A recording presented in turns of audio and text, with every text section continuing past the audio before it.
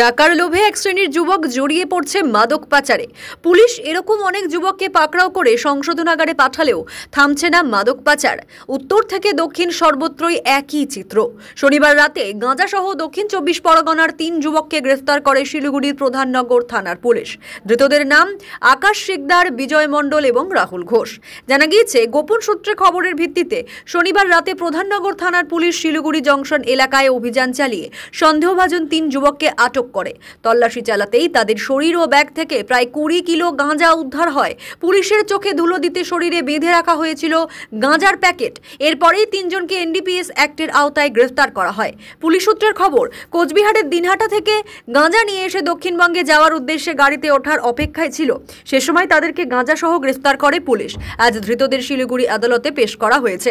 শুধু এই ঘটনা নয়, এর আগেও একাধিকবার অনেক যুবক মাদক সহ ধরা পড়েছে পুলিশের জালে। তাই পুলিশ বিভিন্ন জায়গায় অভিযান চালানোর পাশাপাশি বাস ও ট্রেনের যাত্রীদের ওপর নজর রাখতে শুরু করেছে।